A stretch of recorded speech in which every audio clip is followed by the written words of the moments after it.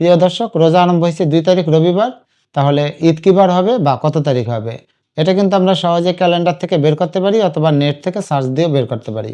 কিন্তু যদি আমরা একটা গাণিতিক সূত্র ব্যবহার করি তাহলে শুধু এই রোজা বা ঈদের হিসাব না, যে কোনো আগামী হিসাব সহজেই করা যাবে। যেমন আমি 14 তারিখে কোথাও বেড়াতে যাব, 21 দিন থাকবো, তাহলে 14 তারিখ যদি শনিবার হয় 21 দিন পরে কী বার হবে, এটা কিন্তু এই একটা সূত্র দিয়ে বের করা যায়। বিষয়টা কেমন?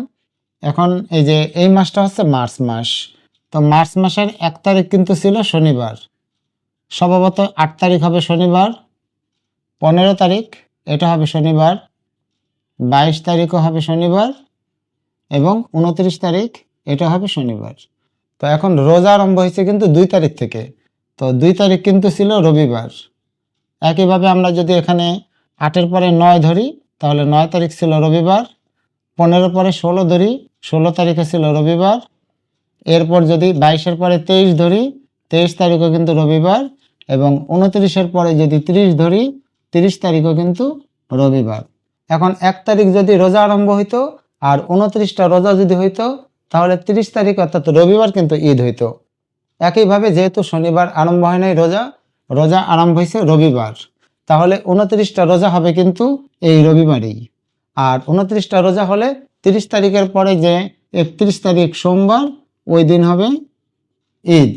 আর যদি কোনো কারণে রোজা 29টা না হয়ে 30টা হয় তাহলে 2 থেকে 30 তারিখ পর্যন্ত কিন্তু 29 দিন, আর 2 থেকে 31 তারিখ পর্যন্ত কিন্তু 30 দিন। তাহলে সহজ হিসাব, যদি 29 রোজা হয় তাহলে ঈদ হবে সোমবার, আর রোজা যদি 30টা হয় তাহলে ঈদ হবে মঙ্গলবার, অর্থাৎ 1 তারিখে ঈদ হবে।